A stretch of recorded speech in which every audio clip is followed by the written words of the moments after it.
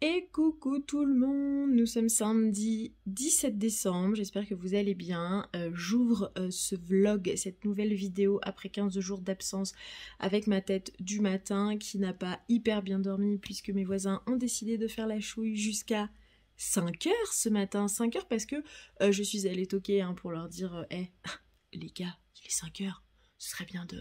Hein, de baisser d'un ton, même de baisser la musique, enfin faites quelque chose les gars, là c'est plus possible. Bref, mais bon, ce qui fait que je me suis pas rendormie tout de suite, que j'ai fini de regarder la fameuse série docu sur Meghan et Harry, que j'ai trouvé plutôt pas mal. D'ailleurs, dites-moi en commentaire si vous l'avez regardée. Moi je pensais qu'elle serait vraiment très à charge contre la famille royale et au final elle est plutôt très très à charge contre les paparazzis. Bon, un petit peu quand même contre la famille royale qui n'a pas bougé le petit doigt enfin dans cette histoire, mais bon bref. Donc dites-moi du coup en commentaire si vous l'avez regardée.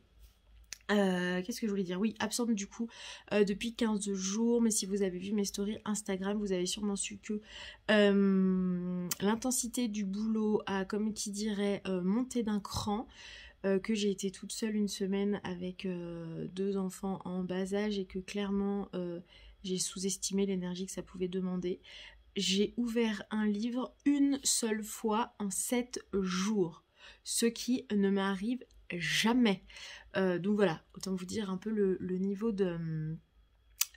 d'occupation de mon esprit et de mon âme et de mon physique complètement dévoué à mon boulot et à mes enfants et au quotidien de la maison, enfin bref, tout ça vous savez, j'imagine. Donc voilà, et au final cette petite semaine sans trop de réseaux sociaux m'a aussi fait pas mal de bien. Parce que j'avais, je pense, besoin aussi de prendre du recul par rapport à tout ça. Voilà, ça m'a fait me rendre compte que clairement, fallait que j'arrête de me mettre une espèce de pression de lecture, pression de publication, pression de tournage de vidéos, que voilà, j'avais finalement plutôt envie de faire les choses comme je le sentais, au moment où je le sentais, et si pendant une semaine il n'y a pas de publication, et ben c'est pas la fin du monde, que si pendant 15 jours il n'y a pas de vidéo YouTube, c'est pas la fin du monde non plus, et voilà, et qu'il y a plein d'autres choses à faire que les réseaux sociaux. Et au final, mon temps était vraiment quand même pas mal régi par ça, par la création de contenu, par emmagasiner de la lecture pour être sûre d'avoir des choses à publier, etc. Et voilà, là je suis sur une période où j'ai moins envie de me mettre la pression par rapport à ça et j'ai envie de faire les choses de façon plus spontanée, plus naturelle et moins timée, en tout cas moins régie par ça, cette obligation de créer du contenu pour avoir du taux d'engagement, etc. Enfin bref. Voilà, donc zéro pression désormais, je publierai quand je publierai, je ferai des vidéos quand je ferai des vidéos, quand voilà, j'aurai ou le temps ou des choses à raconter. Bref, ceci étant, voilà, j'introduis une nouvelle vidéo. Je vais aller me ravaler un peu la façade, je vais aller me changer, même si cette petite polaire toute douce et somme toute vraiment très confortable. Ah non, non mais vous voyez, je suis en week-end, c'est samedi. Et malgré tout, on m'appelle. Oui Tanguy? Salut, j'y vais un peu direct. Dis-moi. Voilà, bon, bref. Ce sont les aléas du direct, on va dire, mais c'est pas grave de toute façon. Enfin, je savais que ce week-end, je serais forcément appelée. Mais bon. Du coup, voilà, je disais, petit ravalement de façade. Je vais aller me changer et je vais vous reprendre dans la journée puisque j'ai reçu le nouveau colis des éditions Hurlevent avec le nouveau roman Descendre sur tes mains. Du coup qui est sorti le 14 décembre dernier, donc je vais aller ouvrir ça et j'ai 2 lectures terminées dont il faut que je vous parle. Du coup je vais me rafraîchir un peu, remplir mon estomac et je vous reprends après.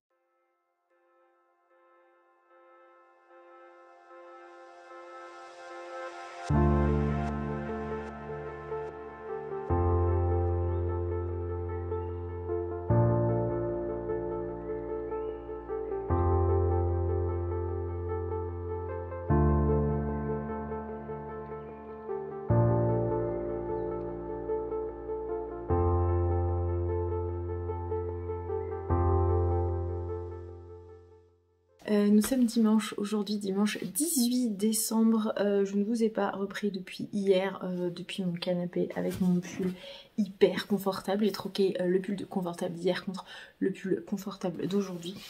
J'ai 2 update lectures à vous faire, une lecture en cours, enfin 2 lectures en cours et le colis des éditions Hurlevent que j'ai récupéré hier, avant-hier. En fait, pour la petite histoire, le premier mondial relais, point relais près de chez moi, est à 45 minutes de route. Donc autant vous dire que je n'y suis pas tous les jours et que la plupart du temps, je profite que quelqu'un descende sur Grenoble pour lui dire « Ah papa, est-ce que tu passerais pas pour moi au point relais pour me récupérer un colis ?» C'est ce qui s'est passé. C'est pour ça que je le reçois que maintenant. Enfin, que je le reçois, que je ne l'ai entre les mains que maintenant. Du coup, nous allons découvrir ensemble ce que contient ce colis. Alors, je vous rappelle que du coup, Sarah, Marion et Alexia concoctent, enfin surtout Sarah concocte des box pour les voix Hurlevent à chaque sortie de roman de la maison d'édition, donc les éditions Hurlevent. Que à chaque fois, vous l'avez vu dans les vlogs précédents, les colis sont somme toute assez dingues. Le dernier en date, c'était pour la sortie de La Duchesse de Buckingham de Shannon Malka et le colis était complètement dingue. J'avais eu un vrai coup de cœur pour ce colis et là, attention, voyons ce qu'elle nous réserve. Alors attendez, il faut que je sorte la boîte de la boîte.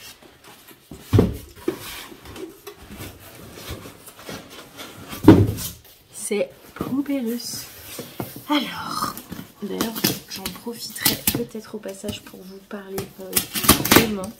Même si c'est un roman dont il est vraiment difficile de parler, puisque c'est un roman où clairement, si vous mentionnez certains thèmes, certains sujets, si on va trop loin dans l'histoire en vous en parlant, on révèle 80% du livre.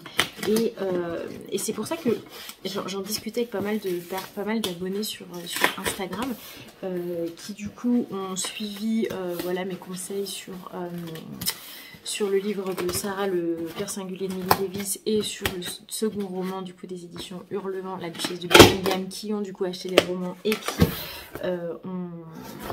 qui du coup les ont lus et les ont aimés. Et du coup pour ce troisième roman, c'est vrai que c'est pas simple d'en parler, et quand on en parle au final je me rends compte qu'on reste assez vague parce que si on rentre dans les détails, ben, on dévoile quand même une grande partie du roman. Bref, le petit colis, nous avons un petit parchemin avec un petit ruban rouge que nous allons ouvrir de ce pas. Que nous dit ce petit parchemin? Oh ouais, oh, j'adore ça. Ça, j'adore. Mais ça, je vais l'encadrer de ce pas. Alors, déjà, je vais trouver un cadre. Oh, mais il va être trop bien sur mon mur vert. Vous savez, je vous montrerai quand j'aurai encadré. J'ai un mur vert écossais sur lequel j'ai fait un espèce de patchwork d'objets et d'éléments déco, de cadres, de photos, de gravures, etc. Et lui, typiquement, il va être parfait. Oh, Viola odorata. Bon, voilà, ça vous donne déjà un petit indice sur du coup une partie du roman, on va dire ça comme ça. Mais voilà, je suis hyper frileuse à chaque fois parce que j'ai tellement peur de dévoiler ce qu'il ne faut pas. Un petit thé vert géranium violette. C'est marqué, c'est sympathique. Je vais pas l'ouvrir tout de suite parce qu'on sent. Non, on sent pas. J'ai déjà des sachets de thé qui sont en cours et j'aimerais bien les finir. Et en même temps, géranium violette.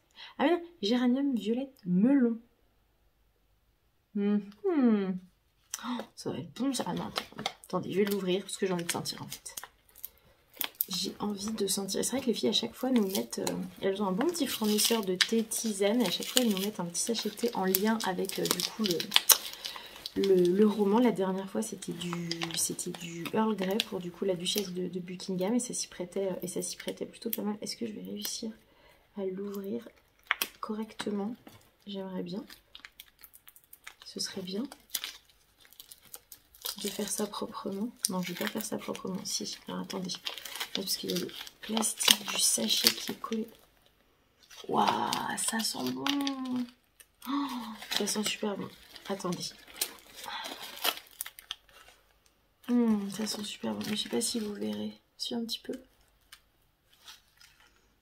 Ça sent trop trop bon. Géranium, violette, melon. 2 à 3 minutes d'infusion. J'allais dire, je pense qu'il ne faut pas le faire infuser trop longtemps. Ouh là là. Alors ça, je pense savoir ce que c'est. Alors ce qu'il faut savoir, c'est qu'à chaque fois dans les colis, Sarah chine des objets. La dernière fois, c'était la petite tasse à thé avec la petite soucoupe absolument magnifique, pleine de dorures et peinte à la main.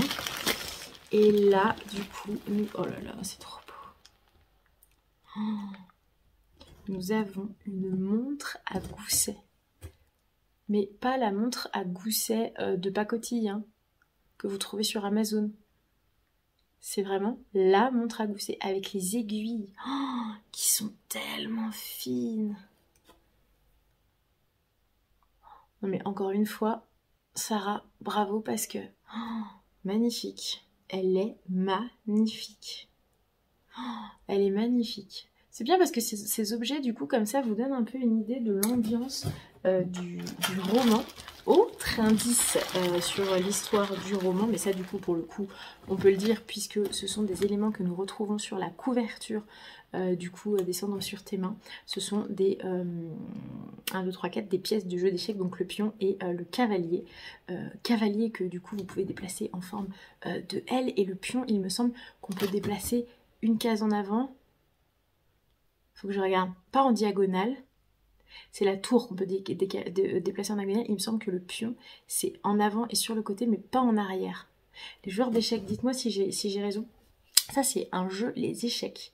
Je dis il faut vraiment que je m'y colle parce que je suis sûre que c'est un jeu qui pourrait vraiment me plaire.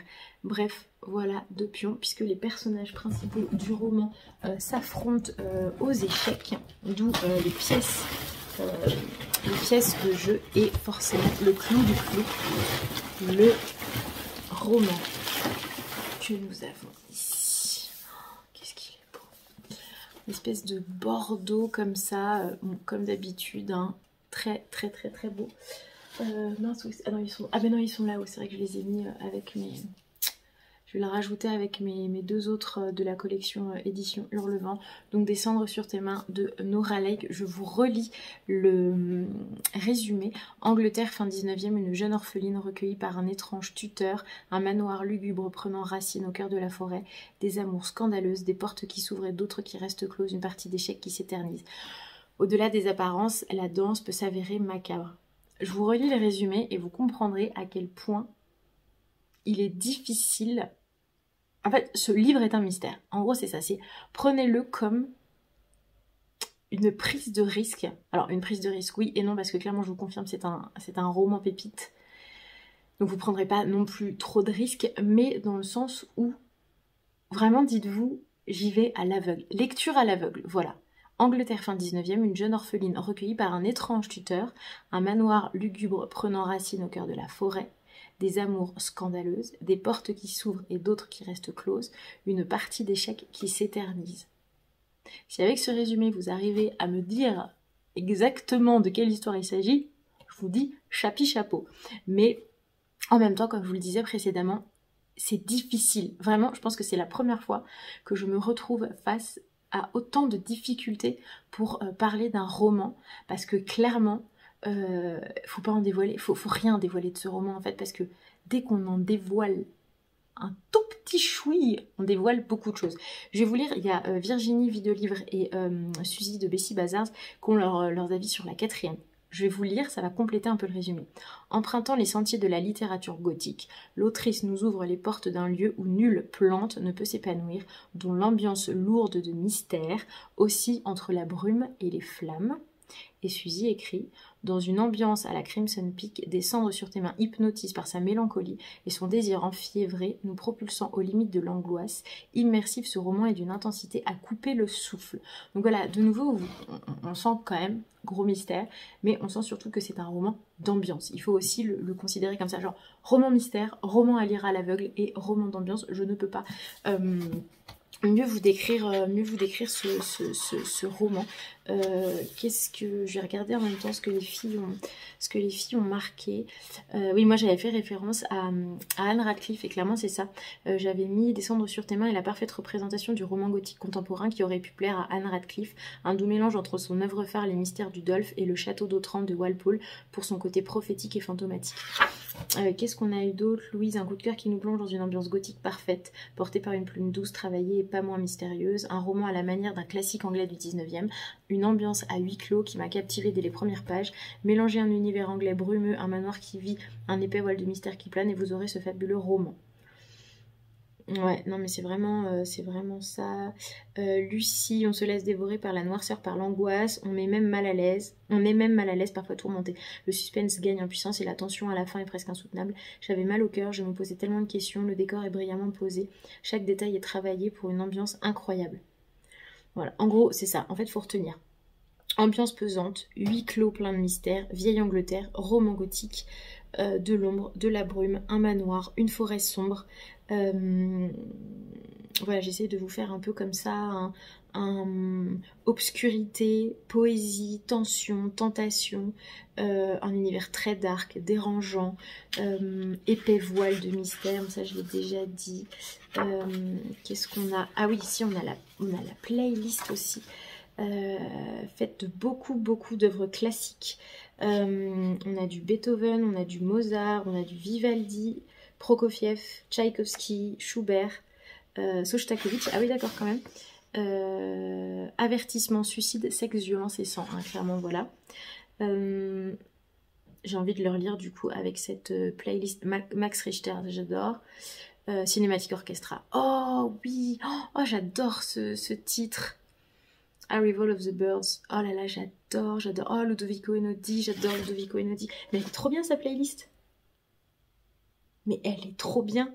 Ah il y a du Handel aussi, oh là là là là là là là là, bref le petit marque-page qui va bien, l'illustration, mais pareil, vous allez voir l'illustration, vous allez encore une fois comprendre du coup l'univers, on est sur une nature morte, avec un crâne, des bougies, enfin voilà vraiment les éléments, le bijou, on a une pièce de jeu, on a un vieux livre, enfin vraiment les éléments un peu phares de la nature morte.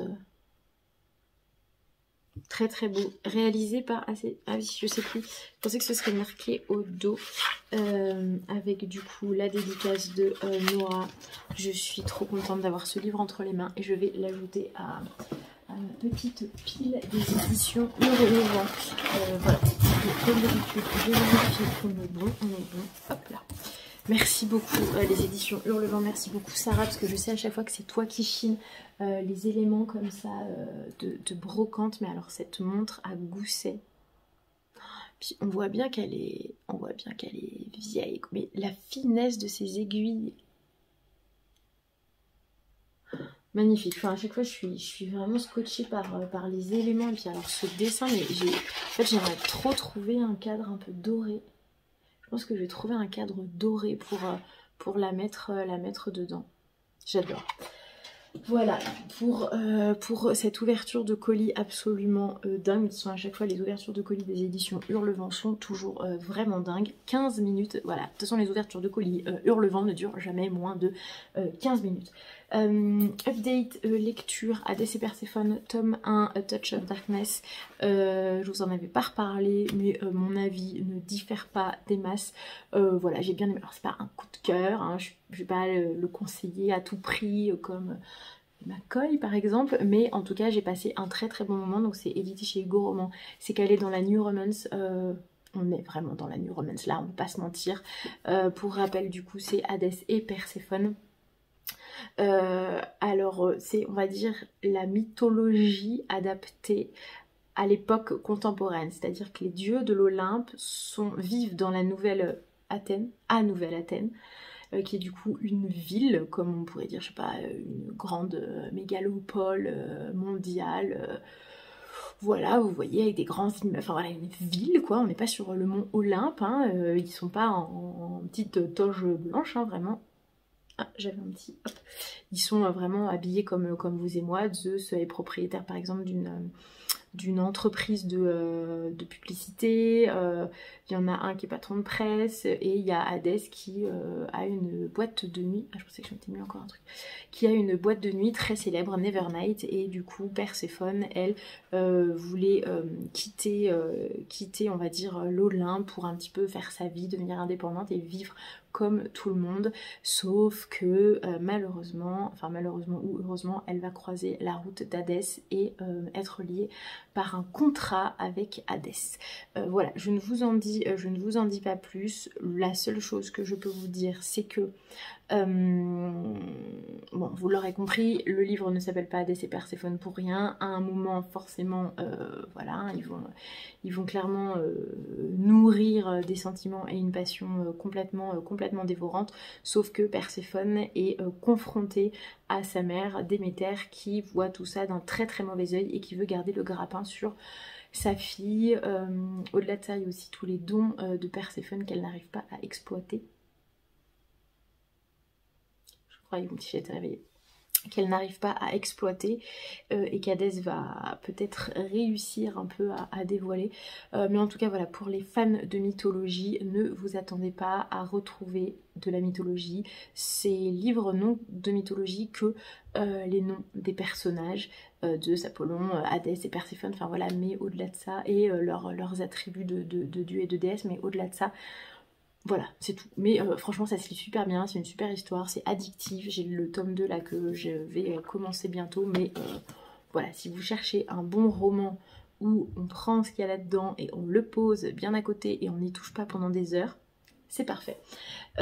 J'ai lu également Le Passager de Leduc, édité chez Leduc Graphique, de Cyrielle Pisapia. Donc là nous avons un graphique sur le thème de la sclérose en plaques. Alors je vous ai souvent parlé de la sclérose en plaques dans ces vlogs, puisque j'ai eu connaissance de l'histoire de Marine Barnerias il y a de ça, je crois, 5-6 ans dans une émission télé où cette jeune femme d'une vingtaine d'années venait témoigner sur du coup la sclérose en plaques qu'elle a découvert chez elle lors de rencontres inter-universités. Enfin bref, l'histoire est assez tragique, rapidement en gros, mais je vous en ai déjà parlé, je vous remets la photo, peut-être que ça vous dira quelque chose. Elle a sorti un film docu, puisqu'en fait elle a décidé rapidement, en gros elle a décidé, donc elle découvre qu'elle a la sclérose en plaques lors de jeux intra-université. Je crois qu'elle était en école de commerce, et les écoles de commerce se rencontrent lors d'événements sportifs, et là elle avait plein de maquillage sur les yeux, elle commence à avoir trouble, elle se dit c'est le maquillage que je me suis mis, qui voilà, j'ai peut-être une allergie. Le lendemain, le trouble ne passe pas, elle va chez l'ophtalmo en urgence et l'ophtalmo lui dit non mais en fait il faut aller aux urgences parce que c'est pas juste un problème de maquillage ou de pupille quoi, enfin il y a autre chose. Et du coup le médecin lui annonce, comme souvent de façon absolument pas délicate, qu'elle a une sclérose en plaques, en lui donnant des brochures dans les mains et débrouille-toi. Marine du coup décide de ne prendre aucun traitement et décide de partir voyager seule pendant quelques mois dans 3 pays pour essayer de se reconnecter à elle-même et à son corps. Et en fait elle a appelé sa sclérose en plaques Rosie. Elle a décidé de lui donner le nom d'une fleur, donc rose, Rosie, comme une plante. En fait elle expliquait en interview qu'elle avait envie de donner à la maladie une jolie image et de ne pas donner à la maladie une image négative, une image violente. Et elle s'est dit la fleur qui s'épanouit, la rose, Rosie, voilà, d'un coup elle a une image un peu plus positive, et disons que d'un coup elle a un peu plus envie que cette maladie l'accompagne que si on lui donnait un autre aspect ou un autre nom, bref. Et là du coup c'était intéressant de découvrir le point de vue donc de Cyrielle Pisapia qui est passée par là de façon complètement personnelle, et à travers cette BD, donc c'est une autofiction, elle raconte du coup la découverte de sa maladie qui a commencé par des fourmillements lors d'un week-end, des petites pertes de mémoire, enfin voilà, jusqu'à la découverte de sa pathologie. Et donc du coup, dans la bande dessinée, elle représente la sclérose en plaques à travers ce petit personnage qu'on retrouve là sur la couverture, qui en fonction des mois, des années, de la présence de la maladie, est soit tout petit, soit complètement disparaît des pages de la bande dessinée, ou au contraire devient plus gros.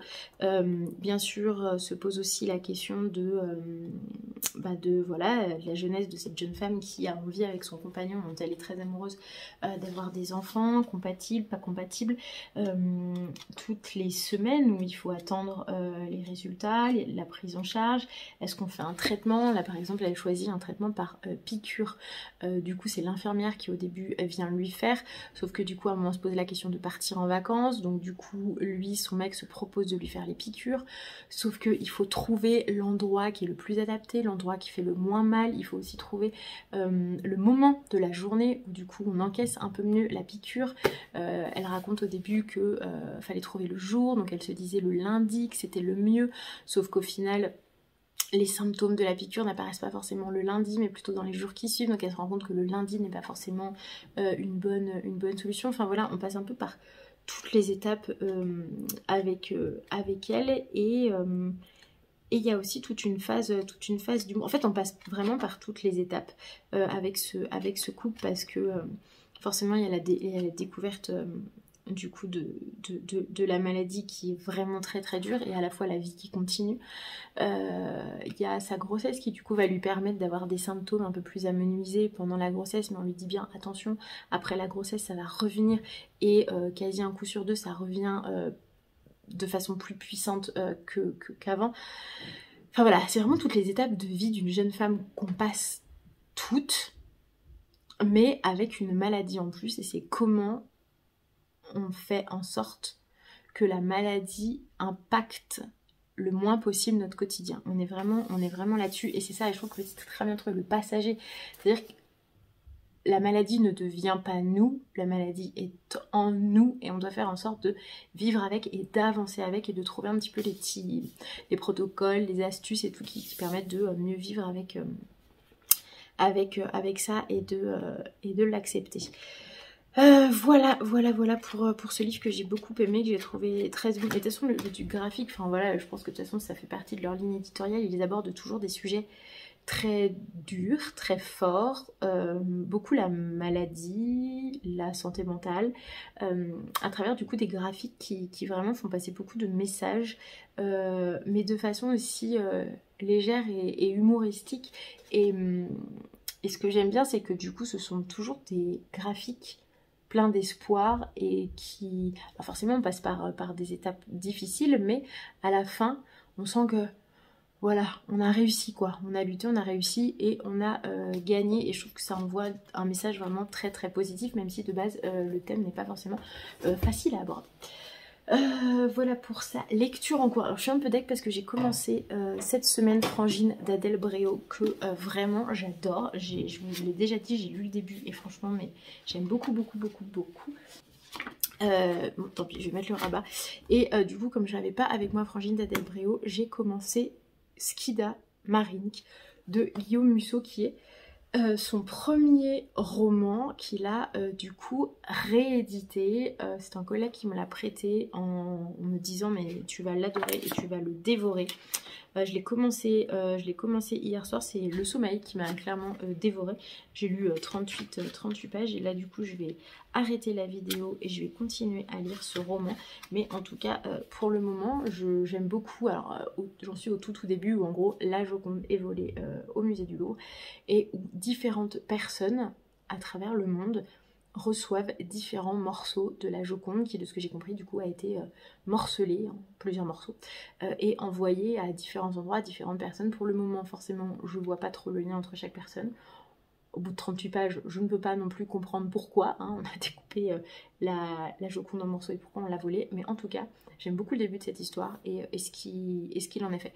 Par contre Skida Marink non plus, je comprends pas pourquoi, mais je vais comprendre, hein. Mais déjà le titre est pas facile à retenir, hein. Skida Marink. Bref, si vous l'avez lu, dites-moi ce que vous en avez pensé. Après, c'est écrit relativement gros, donc en effet je pense que je vais pas mettre trop de temps à le lire. Alors, qui a dit quoi? Le Figaro, un thriller aux allures de jeu de piste, un Da Vinci Code avant l'heure. Une petite merveille, le lecteur se laissera séduire par l'accumulation des qualités romanesques.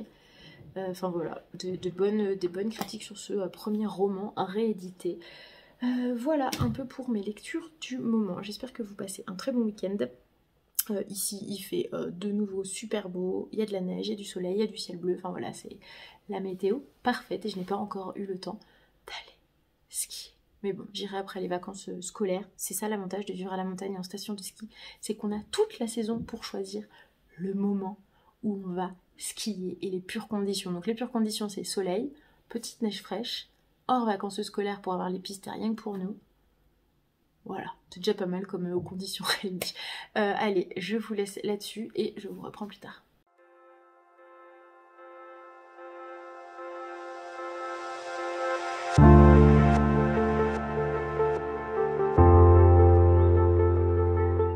Et coucou tout le monde, vous allez vous dire... Attendez, je vais baisser la musique. Vous allez vous dire une revenante et qui en plus en a la tête, hein, parce que clairement, je suis depuis hier, là on est le 29 d'ailleurs, non 30 décembre. D'ailleurs je vais peut-être faire des petites pauses pour aller vider ce nez. Attendez, parce qu'on entend encore la musique là. Bref, du coup ouais, depuis hier j'ai le nez comme une patate. Voilà, c'est pas la grande, enfin c'est pas la grande forme. En soi c'est un énorme rhume qui me dit coucou, j'aimerais bien me transformer en petite grippette. Et du coup je suis en train de lui dire c'est hors de question mon gars. Donc Oscillococcinum, L52, Ravinsara, Tea Tree, Propolis, qu'est-ce que j'ai fait d'autre, citron, gingembre, curcuma, thym, enfin genre j'ai dégainé toute ma panoplie en espérant que ça suffise pour enrayer ce truc rapidement. Du coup nous sommes vendredi.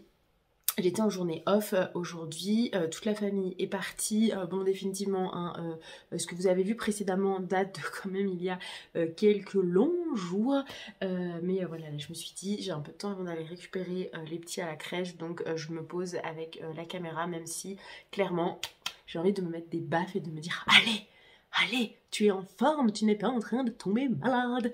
Bref, j'ai 6 livres à vous présenter. 2 que j'ai trouvé en boîte à livres, 4 que m'a offert Manon, les lectures de Manon, puisque nous sommes fait des cadeaux de Noël. J'ai reçu il y a une semaine un colis de sa part qui m'a énormément ému. Vous savez que Manon, des lectures de Manon, pour moi ça a été une rencontre vraiment très importante pour moi. C'est devenu une amie qui est aujourd'hui l'une de mes meilleures amies, clairement. Même si vraiment on aimerait beaucoup plus se voir et que clairement on se dit à chaque fois, si on habitait l'une à côté de l'autre, je pense que nos mecs pèteraient un câble parce qu'on serait tout le temps fourrés l'une avec l'autre.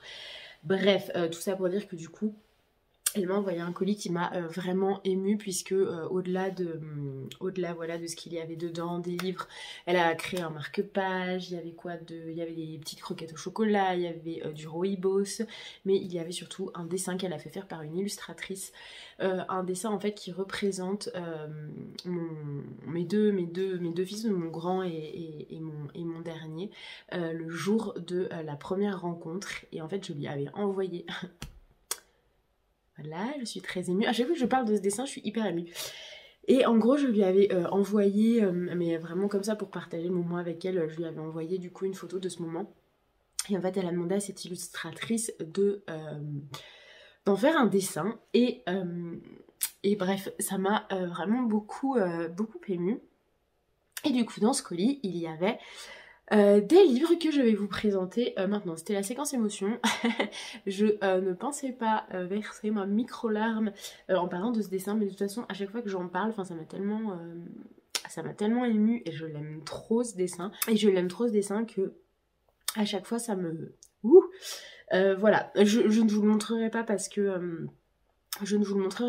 voilà, j'ai envie de garder ça pour moi. Ceci dit, je vous mettrai quand même le nom de l'illustratrice là en dessous si vous voulez aller voir ce qu'elle fait. Désolée si j'ai la voix un peu qui déraille parce que forcément nez, gorge, enfin voilà, sphère, auréole, bonjour. Du coup, je vais vous présenter les 4 livres qu'elle m'a envoyés, qui sont 4 4, comment on va dire 4 sans faute. Il y a Les Fureurs invisibles du cœur de John Boyne, une saga... Attendez, je vais aller me moucher parce que là, ça commence à couler. Du coup, John Boyne, Les Fureurs invisibles du cœur, qui est une saga bouleversante d'après l'Express. Je vous lis le résumé. Cyril n'est pas un vrai Avery et il ne sera jamais. Il ne le sera jamais, du moins c'est ce qu'il... Oh là, attendez. On recommence. Cyril n'est pas un vrai Avery et il ne le sera jamais, du moins c'est ce que lui répètent ses parents, Maud et Charles. Mais s'il n'est pas un vrai Avery, qui est-il? Né d'une fille mère bannie de la communauté rurale irlandaise où elle a grandi, devenu fils adoptif des Avery, un couple dublinois aisé et excentrique, Cyril se forge une identité au gré d'improbables rencontres et apprend à lutter contre les préjugés d'une société où la différence et la liberté de choix sont loin d'être acquises. Donc, alors, je ne connais pas du tout l'auteur, je n'ai jamais entendu parler de ce livre, mais j'ai une confiance aveugle, en fait, dans les choix de Manon. Et elle m'avait mis, du coup, un petit mot avec le livre, parce que ce roman m'a bouleversée et qu'il m'a donné envie de me renseigner sur ce pan de l'histoire. Et du coup, elle m'a mis à chaque fois des petits mots qui rappellent les thématiques du livre. Donc là, c'est Irlande, homosexualité et illégalité. Illégalité, ouais, c'est ça. Voilà, donc du coup pour le premier livre, voilà, un sans faute, et j'aime beaucoup en fait quand Manon m'offre des livres, ou même quand on m'offre des livres qui ne sont pas du tout sur ma wishlist, parce que ça me permet vraiment de m'ouvrir à d'autres lectures auxquelles je n'aurais absolument pas pensé. Autre livre, clairement, là elle veut absolument que, d'ailleurs elle m'a mis parce que pour de vrai, je ne te laisse pas le choix, c'est ton année. C'est mon année quoi d'après vous? C'est mon année. Et elle m'a mis dans le deuxième parce que tu m'as fait découvrir les McCoy en 2022. C'est à ton tour de découvrir mon univers en 2023. Virginie Grimaldi. Oui, parce que je n'ai jamais lu de Virginie Grimaldi. D'ailleurs, j'ai quoi là de Virginie Grimaldi? J'en ai un seul. C'est Tu comprendras quand tu seras grande. C'est le seul que j'ai, que je n'ai toujours pas lu. Et là, du coup, elle m'a offert Et que ne durent que les moments doux et Il est grand temps de rallumer les étoiles. Et il y en a un où elle m'a mis Prépare les mouchoirs, je crois. Ouais, c'est celui-ci. Et que ne durent que les moments doux, elle m'a mis Lien mère-enfant, prépare les mouchoirs. Donc clairement, déjà on me dit Lien mère-enfant, j'ai envie de pleurer. Et l'autre, elle m'avait mis quoi? Aurore boréale, voyage en van, liens familiaux. Donc pareil. Donc le premier, Anna, 37 ans, croule sous le travail et les relances des huissiers. Ses filles, elle ne fait que les croiser au petit déjeuner. Sa vie défile et elle l'observe depuis la bulle dans laquelle elle s'est enfermée. À 17 ans, Chloé a renoncé à ses rêves pour aider sa mère. Elle cherche de l'affection auprès des garçons, mais cela ne dure jamais. Lily, du haut de ses 12 ans, n'aime pas trop les gens. Elle préfère son rat à qui elle a donné le nom de son père parce qu'il a quitté le navire. Le jour où elle apprend que ses filles vont mal, Anna prend une décision folle. Elle les embarque pour un périple en camping-car direction la Scandinavie. Si on ne peut revenir en arrière, on peut choisir un autre chemin. Celui-ci, je vais le lire très vite parce qu'il m'inspire vraiment beaucoup. Et l'autre, alors c'est pas que je vais pas le lire vite, c'est que du coup, je sais pas pourquoi, celui-ci là pour le moment me parle bien. Et celui-ci, en fait, comme elle m'a mis préparer les mouchoirs, je vais attendre d'être un peu moins, en ce moment je suis hyper émotive, donc je vais attendre d'être un peu moins dans le bain de l'émotion pour du coup lire ça, parce que franchement ces derniers jours j'ai beaucoup pleuré. En même temps il s'est passé beaucoup de choses, de très belles choses, hein. J'ai revu mon frère qui est rentré du Canada pour quelques semaines, que je n'avais pas vu depuis 1 an et demi, enfin bref, il y a eu un événement pendant les fêtes de Noël, voilà, un bel événement très marquant, mais du coup, ça m'a aussi beaucoup ému. Enfin bref, voilà. Donc du coup, je vais attendre un peu pour celui-ci. Je vous lis quand même le résumé. L'une vient de donner naissance à une petite fille arrivée trop tôt. Elle est minuscule, pourtant elle prend déjà tellement de place. L'autre vient de voir ses grands enfants quitter le nid. Son fils les invite immenses, mais aussi son chien farfelu. L'une doit apprendre à être mère à temps plein. L'autre doit apprendre à être mère à la retraite. C'est l'histoire universelle de ces moments. Je lis le résumé, j'ai envie de chialer. C'est l'histoire universelle de ces moments qui font basculer la vie, de ces vagues d'émotions qui balaient tout sur leur passage et de ces rencontres indélébiles qui changent un destin. Voilà pourquoi il ne faut pas que je le lise tout de suite. Sauf si j'ai envie de me mettre dans des états de folie. Et le 4e livre qu'elle m'a offert, et encore une fois c'est un sans faute puisque nous partons sur un livre qui se déroule en Écosse, c'est La mer en hiver de Susanna Kersley. Alors la mer en hiver, j'adore l'hiver, j'adore la mer, même si j'habite à la montagne, j'ai une affection toute particulière pour la Bretagne.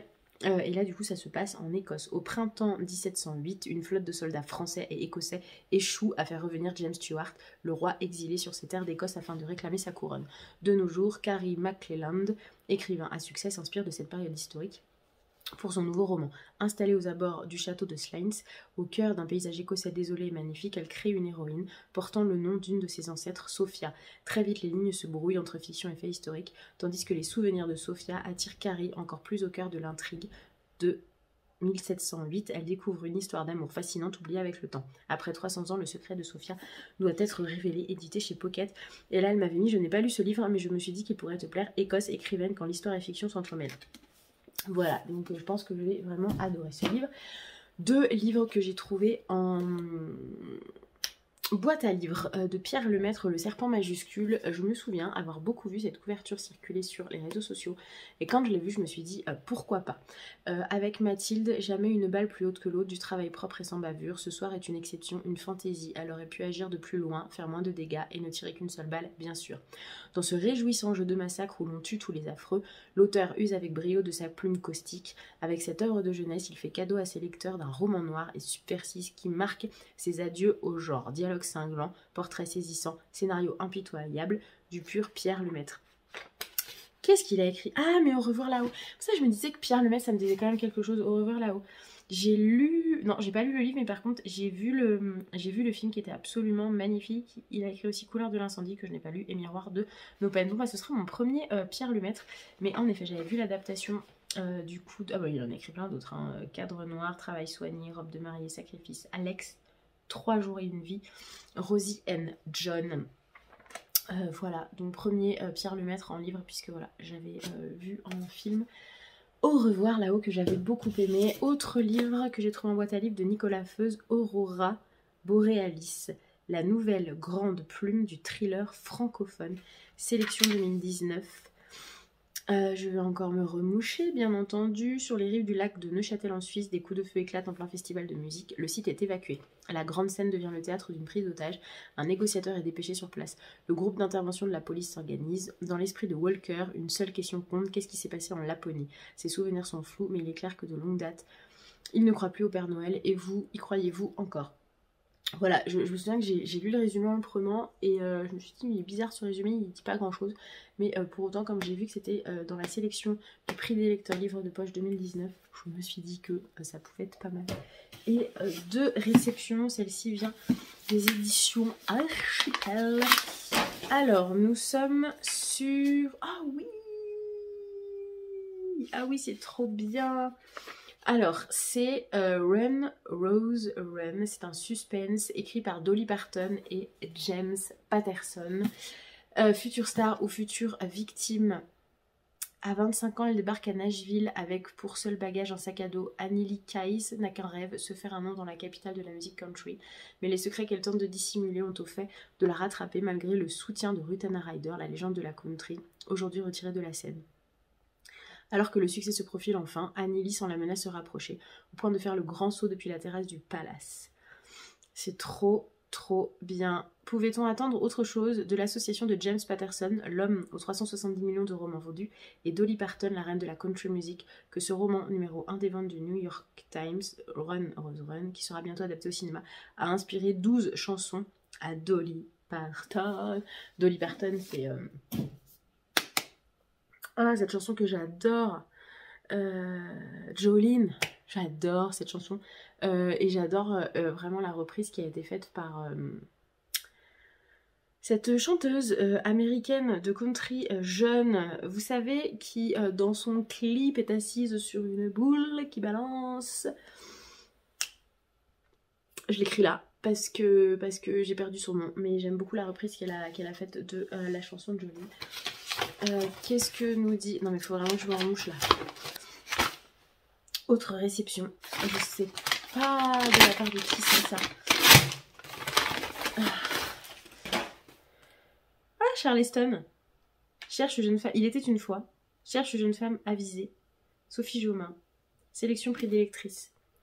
Quand il voit débarquer dans son cabinet la ravissante mais ô combien extravagante Gabrielle Guéris, Adrien de Béraille est loin d'imaginer qu'il se laissera convaincre de l'embaucher comme babysitter. Veuf et très accaparé par son métier d'avocat, il lui faut de toute urgence une personne capable de prendre soin de ses 2 chérubins, Paul et Sophie, tout juste âgés de 9 ans. C'est donc en dépit de ce que lui crie la raison qu'il accepte sa folle candidature.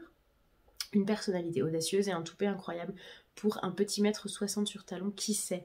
La jeune femme pourrait bien se révéler être la perle rare. Alliant humour et tendresse, Sophie Jobin nous embarque dans un récit qui ne manque pas de piquant, une belle leçon sur la quête du bonheur. Alors, typiquement, quand on nous vend babysitting de chérubin, un veuf avocat qui s'appelle en plus Adrien de Berail, voilà, on est sur...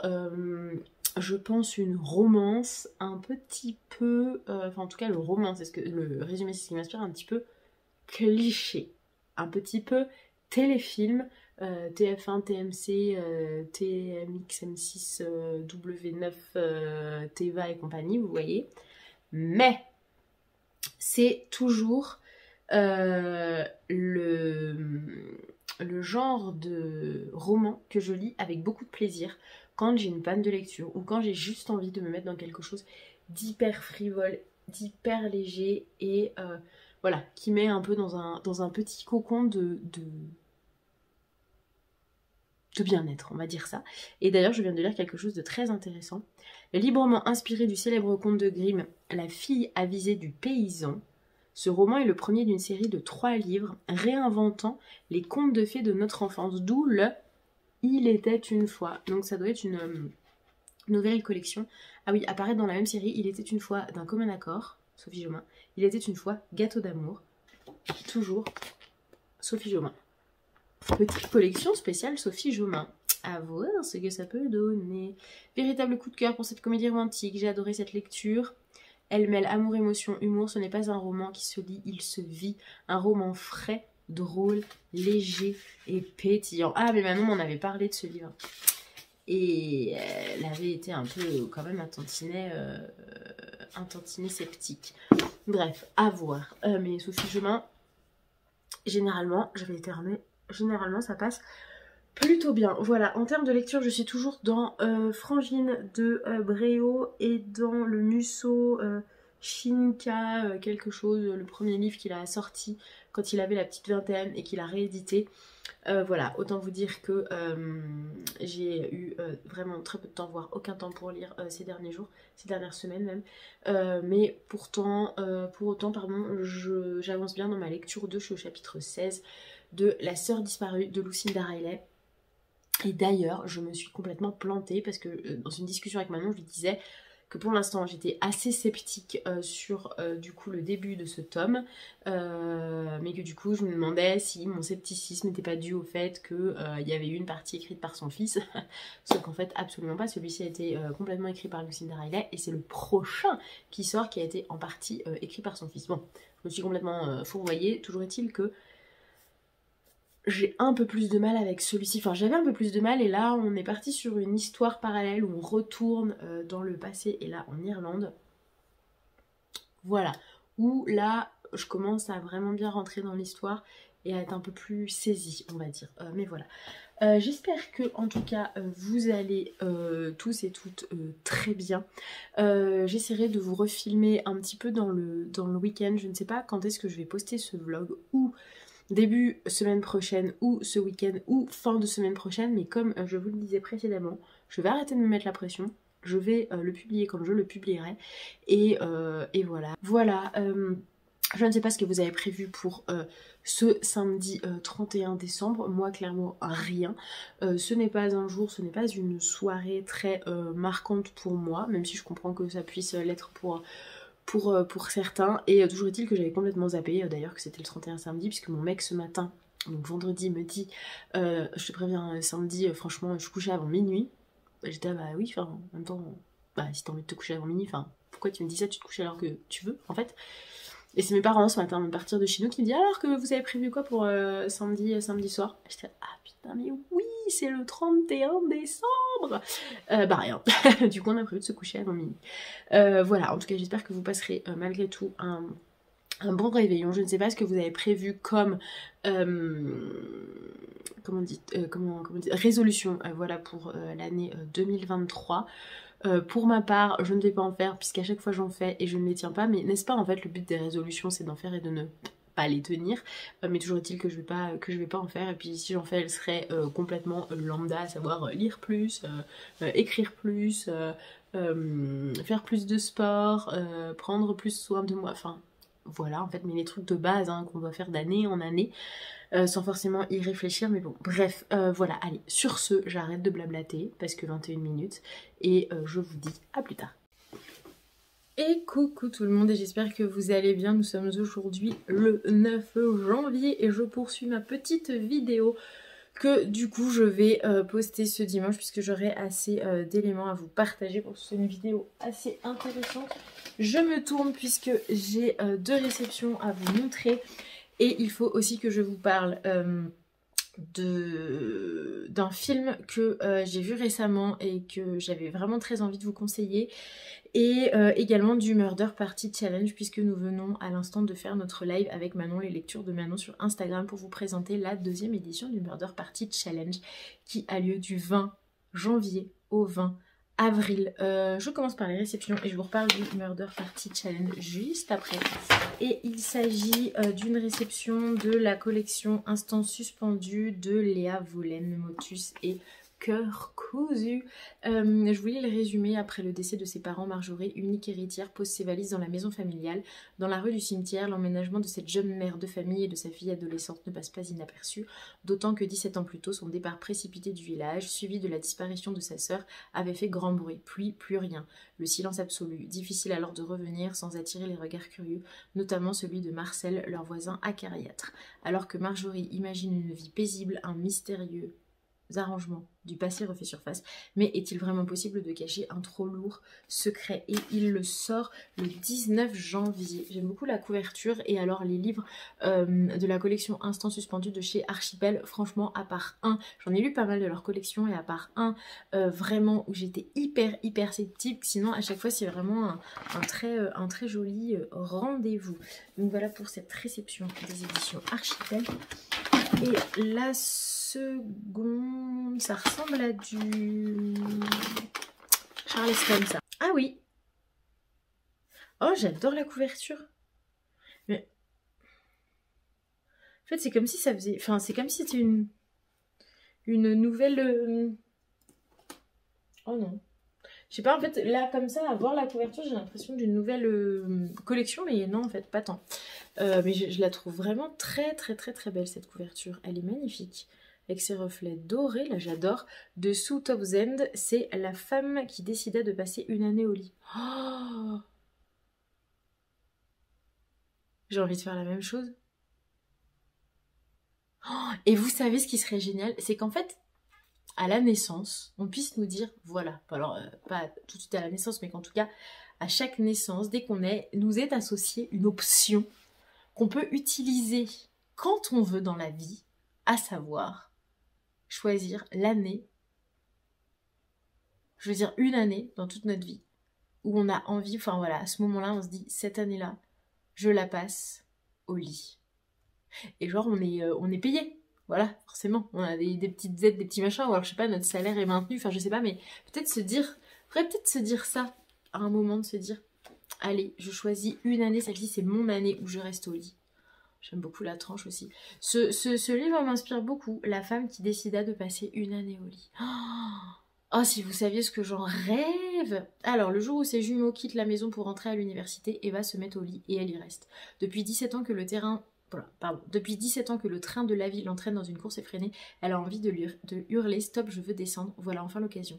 Son mari Brian, astronome empêtré dans une liaison extra-conjugale, peu satisfaisante et contrariée. Qui lui préparera son dîner? Eva ne cherche qu'à attirer l'attention, prétend-il. Mais la rumeur se répand et des admirateurs par centaines, voyant dans le geste d'Eva une forme de protestation, se pressent sous la fenêtre de sa chambre, tandis que son nouvel ami Alexander lui apporte du thé, des toasts et une sollicitude inattendue. Depuis les confins de son lit, Eva va trouver le sens de la vie, rien de moins. Oh, le rêve, quoi, mais le rêve, passer une année au lit. Ce livre me tente vraiment beaucoup. Alors j'adore le titre qui me parle beaucoup, j'adore la couverture, l'histoire me parle aussi vraiment, la tranche, j'adore la couleur associée, bref. Super réception. Merci beaucoup. Les éditions Charleston. Alors attendez, je vais juste, j'entends le lot qui bout. Je reviens, je vais juste lancer mon riz. Puisque oui, aujourd'hui c'est opération bol de riz. Je suis comme qui dirait un tantinet brassé. L'impression d'être sur un lendemain de cuite, mais sans avoir bu une seule goutte d'alcool. C'est génial. Alors, ensuite, je vais vous parler du Murder Party Challenge, puisque nous venons de faire le live avec Manon. Alors, il y a donc 8 catégories cette année, puisque l'année dernière, c'est vrai que dans les retours, on nous avait dit notamment qu'il y avait 3 catégories, il y en avait 16 en tout, et on s'est dit qu'on pouvait clairement réduire de moitié. Du coup, catégorie, donc je le redis, mais je l'ai dit tout à l'heure, du 20 janvier au 20 avril. L'idée, c'est bien entendu de sortir policier, thriller, cozy mystery, de sapal et de ceux gavés de meurtres, de sang, d'enquête et tout ça et tout ça. Oula, ma pile est en train de tomber. Bref, du coup dans les 8 catégories, il y a la catégorie 1 qui est profilage, lire un livre dont le nom, et non le prénom, le nom de l'auteur commence par la lettre S. Alors Manon a choisi du Cédric Cyr, ça peut vous donner une idée, et moi j'ai choisi du Karin Slaughter et j'ai choisi Son vrai visage qui a été adapté en série sur Netflix. Je n'ai jamais lu cet auteur, j'ai vu qu'elle avait publié énormément de livres et je me suis dit que tiens, ça pouvait être l'occasion de découvrir une nouvelle autrice. Je vous mets la couverture juste ici. Catégorie 2, petit meurtre entre amis, une lecture commune. Et là, on a eu la même idée avec Manon. Et pour autant, ce n'est pas du tout une autrice de thriller et policier, mais elle a sorti un thriller qui apparemment a l'air absolument captivant. Et généralement, tous ses livres sont un sans faute. Il s'agit des Mystères de Fleet House de Lucinda Riley, édité chez Charleston. Voilà, donc c'est marqué... thriller captivant au rythme effréné aux côtés d'une héroïne mémorable. Voilà, j'ai vraiment hâte de lire celui-ci et on s'est dit qu'on allait organiser cette lecture commune avec Manon courant mars. Alors la catégorie c'est lire, faire une lecture commune. Vous pouvez participer à notre lecture commune avec ce livre, mais vous pouvez également organiser la vôtre, il n'y a absolument aucun souci. Catégorie 3, Aglagla, un livre avec de la neige sur la couverture, et là j'ai choisi un Nicolas Leclerc, La Bête en cage. Pareil, c'est un livre que je vais découvrir, je l'ai trouvé en boîte à livres et cela m'inspirait beaucoup. Samuel, éleveur laitier du Jura, accumule les dettes, seul échappatoire et bien mauvaise idée, s'associer avec son oncle et son cousin qui font transiter de la drogue de Suisse en France pour le compte d'un réseau kosovar. Voilà, je vous lis pas tout le résumé, mais voilà un petit peu l'ambiance. Catégorie 4, en solitaire, un livre lu par tout le monde sauf moi. Et là, c'est ce que je disais en live, c'est un peu le livre de la honte. Le crime de l'Orient Express d'Agatha Christie, que je n'ai jamais lu. J'hésitais avec Ils étaient 10 et en fait je l'avais pas dans ma palle, donc j'ai choisi Le crime de l'Orient Express pour la catégorie 4 en solitaire, un livre lu par tout le monde sauf moi. 5 déterrer un cadavre, le plus vieux livre de ta palle, et là c'est... Alors je vais peut-être changer, alors vous allez rire hein, parce que pendant le live du coup j'avais choisi de Ranier Jonasson, La Dame de Reykjavik, et en fait pendant le live je feuillette et je me rends compte qu'il y a des notes sur les côtés au crayon à papier, des noms encerclés, des trucs comme ça, et là d'un coup je me dis mais en fait ça se trouve je l'ai lu ce livre et il ne m'a pas marqué puisque je ne me souvenais plus l'avoir lu, parce que vraiment je vois pas qui d'autre à part moi pour mettre des annotations, et vraiment c'est mon écriture, donc je vais sûrement changer puisque il se trouve que a priori je l'ai lu. Mais je vais vérifier sur mon compte Instagram parce que si je l'ai lu j'ai forcément fait une chronique, sauf si vraiment j'étais très déçue par ma lecture et du coup je n'ai pas fait de chronique. Et potentiellement j'ai été un peu déçue parce que sinon je m'en souviendrai quand même. Bon bref, à voir. Catégorie 6, un petit meurtre avec votre thé, lire un cozy mystery. Et là, je vais lire le tome 1 des Dames de Marlowe. Mort, conte triple que m'avait offert pour mon anniversaire l'année dernière Marie Luciole in Books, et que je n'ai pas encore sorti. Et du coup là, je le sors. Catégorie 7, récidive, débuter ou poursuivre une saga avec le même inspecteur. Et après le cri que j'ai lu dans le cadre du Murder Party Challenge l'année dernière, je sors le second tome, complot de Nicolas Beuglet.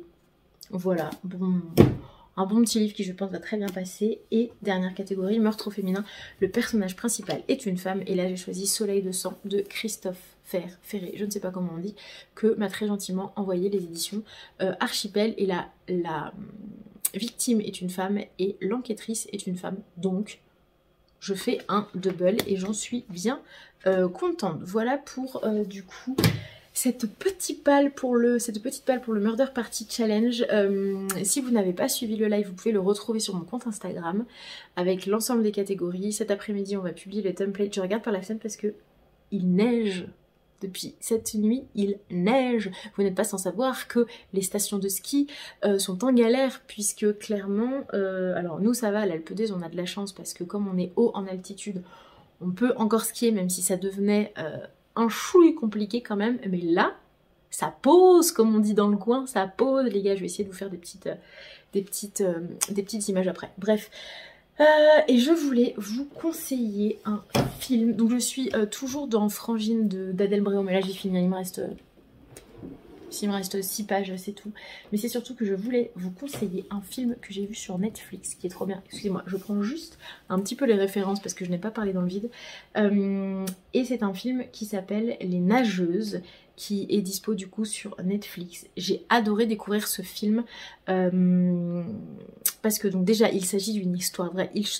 1, 2, 3, il s'agit de deux jeunes femmes syriennes qui sont nageuses professionnelles entraînées par leur père qui a eu une carrière avortée du coup en Syrie en tant que nageur, et du coup il entraîne ses filles pour qu'elles deviennent nageuses professionnelles, sauf que c'est dans les années 80, plus 80 pas du tout, 2015, enfin au plus gros du conflit syrien en gros, et où du coup le père se décide enfin à envoyer ses filles en Allemagne, à Berlin, sauf que pour passer de la Syrie à Berlin, bien entendu, il faut passer par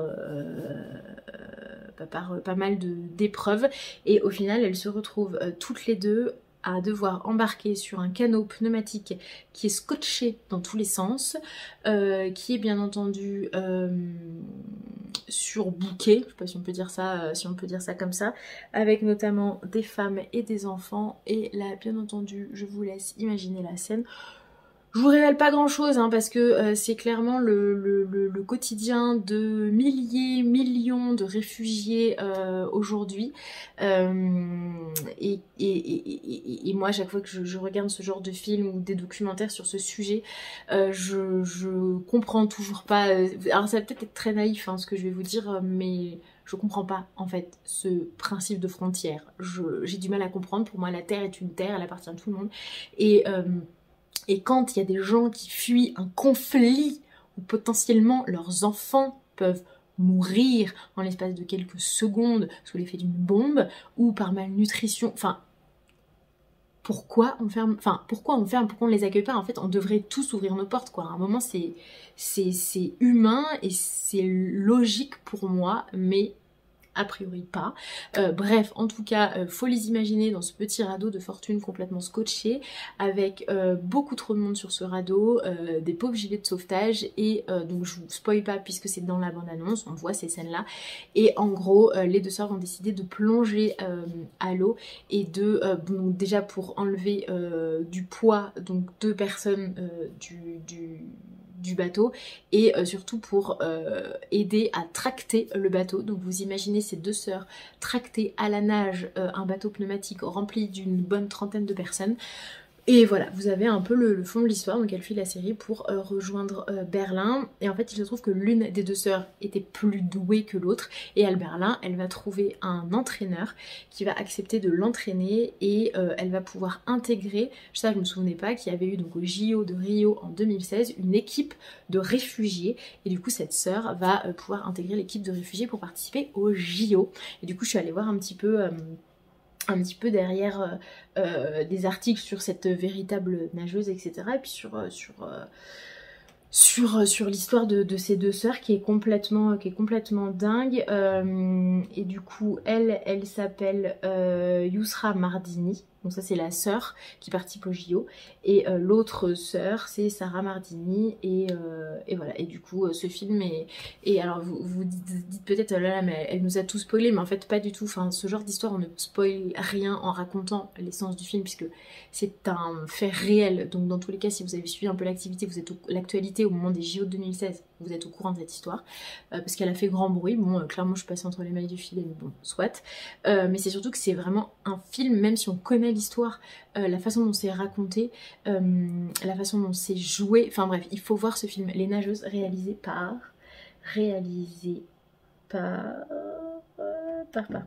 Sally El Hosseini. Voilà, enfin en tout cas je vous le conseille vraiment, vraiment, vraiment, vraiment. Il est très bien noté. J'ai regardé voir si c'est son premier film, mais ce n'est pas son premier film. C'est son 3e film a priori. Enfin bref, voilà, ça a été une petite claque ce film. Et bref, je vous le conseille, Les Nageuses, pareil. Je vous mets la fiche ici. Voilà. Qu'est-ce que j'ai vu d'autre? Je suis allée voir Avatar aussi, Avatar 2. J'avais vu le 1 et clairement c'est le genre de film pour moi qui se voit au cinéma. Et voilà, je me suis dit si je ne vais pas au cinéma là voir le 2, clairement je ne le verrai jamais parce que je vois pas l'intérêt de le regarder sur un écran d'ordinateur ou sur une télé, sauf si vous avez une télé de dingue avec un son de folie. Mais clairement voilà, alors c'est marqué 3h15, ressenti 1h50 hein, pour moi, j'ai pas vu le temps passer. De jolies références à Titanic, notamment sur une scène de naufrage, bateau qui coule et compagnie. Clairement, enfin, hein, j'avais l'impression de revoir Rose et Jack dans le Titanic. Mais voilà, alors je suis pas sortie de là en me disant waouh, c'est un truc de dingue, quel film de malade. Non, c'est un très bon divertissement. Il faut reconnaître que bah voilà, Cameron dans toute sa splendeur, dans toute sa splendeur, les effets spéciaux, la création d'un peuple, la création d'une langue, etc. Il faut reconnaître du coup le talent des comédiens qui clairement jouent sans aucun décor autour d'eux, à part leurs petits points, leurs petits repères, leur casque pour capter tous les mouvements, etc. Mais sinon, il faut reconnaître que bravo, en fait, de jouer un film qui dure 3h15, sachant qu'à mon avis, connaissant Cameron, en fait à la fin la bobine elle durait beaucoup plus que 3h15. Il a fini derrière le montage de Avatar 3 qui dure 9h. Voilà. Il va le réduire, mais en tout cas il décide quand même de faire ses effets spéciaux sur 9 heures de film et de couper après avoir fait tous les effets spéciaux. Bref, tout ça pour dire que bravo les acteurs de jouer sur du rien, enfin de jouer sans décor, sans rien. Bravo, vraiment bravo. Voilà, je voulais aller voir Annie Colère aussi sur qui se déroule dans les années 70-74 sur la loi pour l'avortement. Mais ce soir-là, j'avais pas la motive et je regrette parce que je connais quelques personnes qui sont allées le voir et qui ont vraiment adoré. Dites-moi si vous êtes allés le voir, peut-être que j'essaierai de voir si je peux pas le trouver dans une autre salle à côté de chez moi. Enfin bref. Voilà, j'ai fini mon blablabla. Je vous souhaite une bonne fin de journée et je vous laisse avec des images de neige.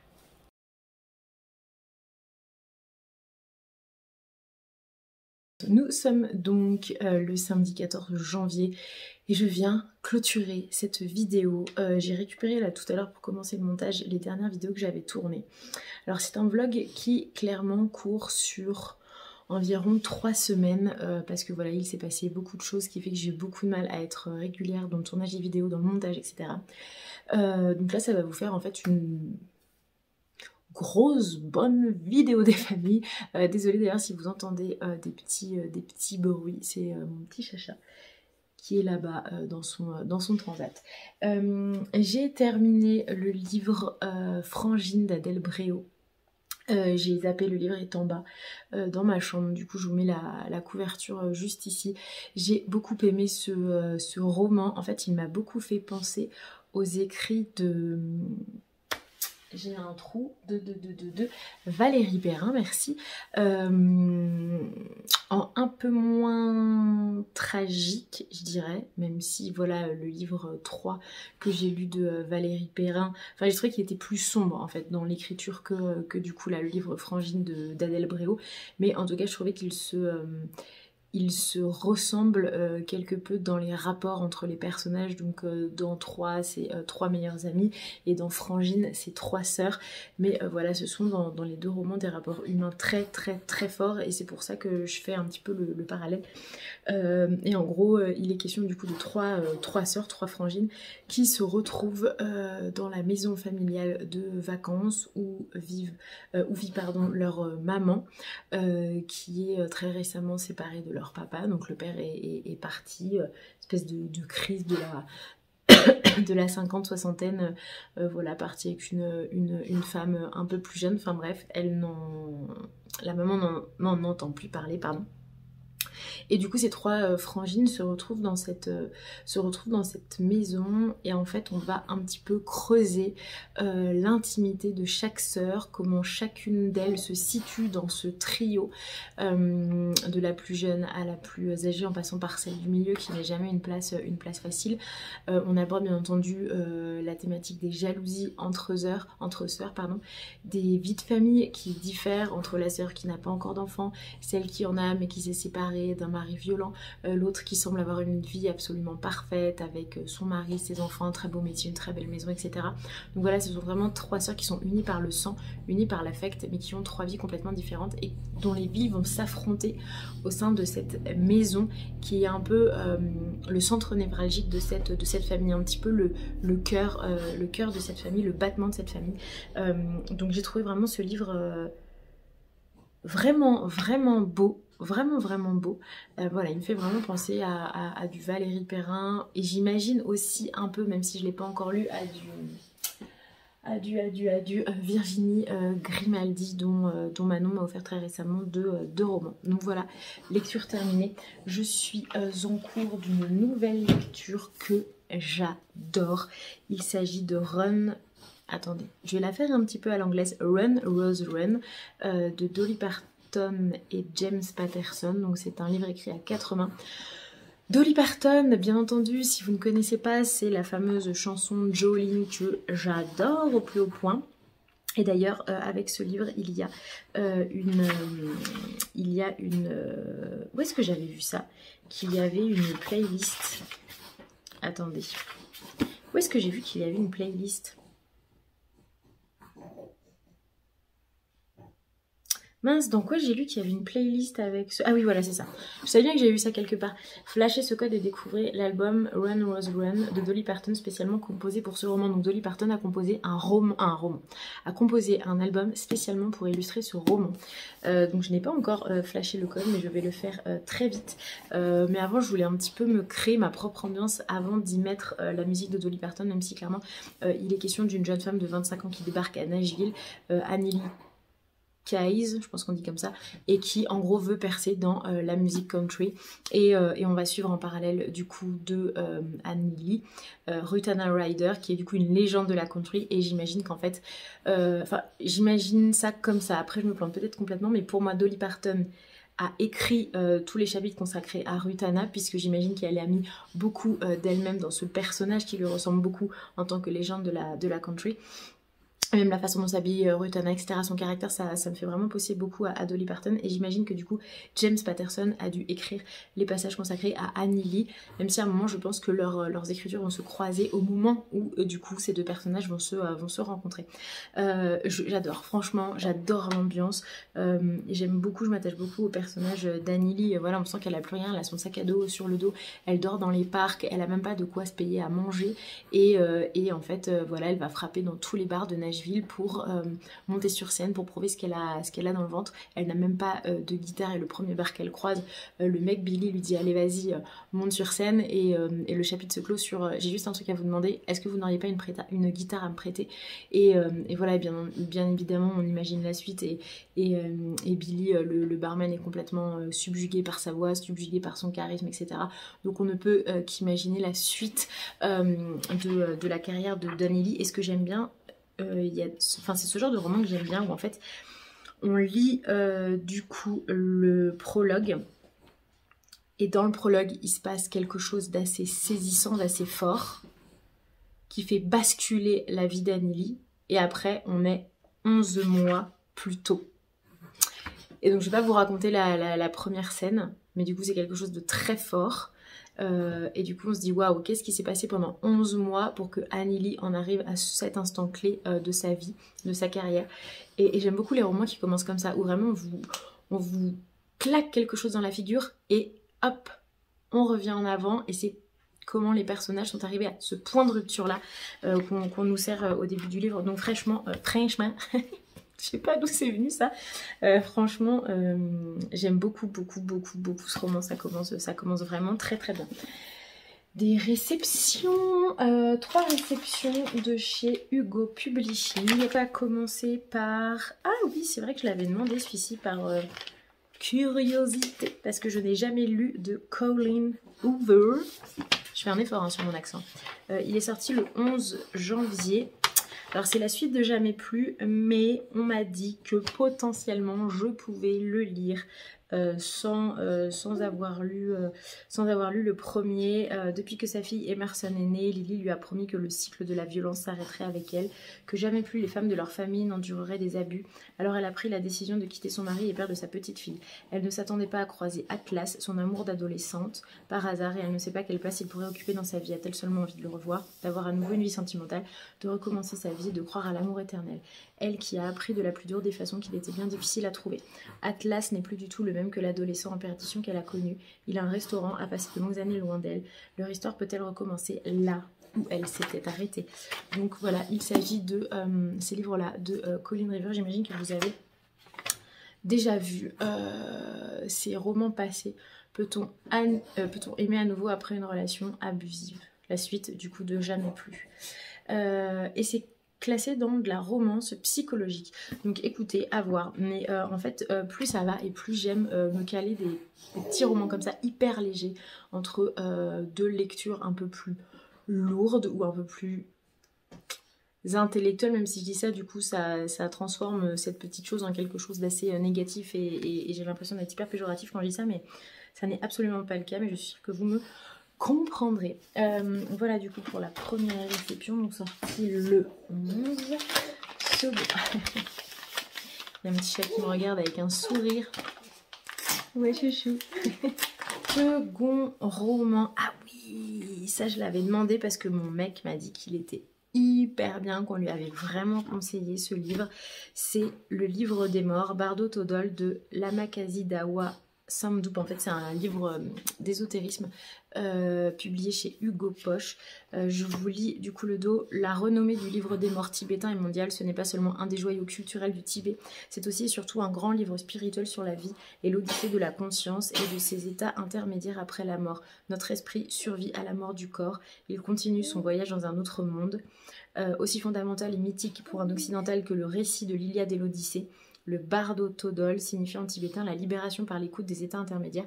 Autrement dit, ce texte, constitué de mantras à susurrer à l'oreille du mourant, explique les différentes étapes du voyage de l'esprit sur les divers plans de la conscience jusqu'à la renaissance. C'est en lui récitant sans cesse avant, pendant et après sa mort que l'esprit du défunt peut commencer sa migration, s'élever, se réincarner ou se libérer du cycle des réincarnations. J'adore, enfin j'aime beaucoup, alors je n'en parle jamais ici parce que bon, c'est pas le lieu et j'ai envie de garder un peu ça pour moi et de pas forcément en parler ici, mais l'ésotérisme est un univers qui m'interpelle énormément et du coup quand j'ai vu que Hugo Poche avait édité ce livre, je me suis dit que clairement ça pouvait être plutôt pas mal de le livre. Ils ont dans la même collection, ils ont un livre autour de l'astrologie, la cartomancie, le livre des esprits, le livre des médiums, la numérologie et la tarologie. Ah, la tarologie ça m'intéresse, mais en fait tout le livre des esprits aussi. L'astrologie moins, la numérologie moins. Bon, on verra. Ensuite, dernière du coup, réception. Ah ouais, j'avais adoré le résumé de ce livre. Il est pareil, il est sorti le 11 janvier. Par contre, ils sont un peu craqués sur la mise en page du nom de l'autrice. C'est Nous étions les reines. C'est un suspense de Laurie Elizabeth Flynn. Et quand je vous dis qu'ils se sont craqués, c'est-à-dire que il y a un petit bout de N là, et puis même le L, il est un peu dans la marge, enfin bref. Depuis qu'Ambrosia Wellington a quitté la fac, elle s'est donné beaucoup de mal pour s'inventer une nouvelle vie et laisser le passé derrière elle. Lorsqu'elle reçoit un mail l'invitant à célébrer le 10e anniversaire de sa promo, son instinct la pousse d'abord à refuser, jusqu'à ce qu'arrive un étrange message anonyme. Nous devons parler de ce que nous avons fait cette nuit-là. Les secrets qu'Ambrosia pensait enfouis ne le sont pas. Quelqu'un sait que l'amitié entre Ambrosia et l'extravagante Sloane Sullivan les a poussés à jouer à des jeux de séduction de plus en plus troubles, de plus en plus pervers. Mais comment résister au charme vénéneux de Sully? Douglas Kennedy, elle a reçu le prix Douglas Kennedy 2021 du meilleur thriller étranger. Et Douglas Kennedy, ce qui n'est pas rien, a dit de cette autrice qu'elle est une romancière brillante qui explore avec un œil implacable la rivalité féminine et la cruauté des jeunes filles entre elles. Un récit incroyablement bien construit, plein de rebondissements et de suspense captivant. Donc si Douglas Kennedy a apprécié, écoutez, je me dis que ça devrait être pas mal du tout. Voilà, écoutez, pour ces petites réceptions, merci encore. Les éditions Hugo Publishing, et je me tâte quand même à choper le premier Colleen River sur Vinted. Histoire d'avoir, même si je sais qu'on peut lire celui-ci sans lire forcément le premier, mais je me dis que ça pourrait être pas mal quand même. Bref, je verrai. En tout cas, je vous laisse là. Ah si, je suis toujours dans le tome 7 de la saga des 7 sœurs, la sœur disparue. Il me reste 8 heures d'écoute sur 24 et quelques, donc j'avance plutôt pas mal. Voilà, mais écoutez, je suis je suis là-dessus en livre audio et je suis sur du coup Run Rose Run de Dolly Parton et James Patterson chez Archipel qui est sorti ou qui va sortir, enfin là qui sort courant janvier en tout cas. Voilà, allez, je vous laisse ici avec cet immense vlog de 3 semaines entières et voilà, en espérant dans les semaines à venir retrouver un petit peu plus de régularité. En attendant, je vous souhaite de bonnes lectures, de belles journées, un bon week-end et on se retrouve très bientôt.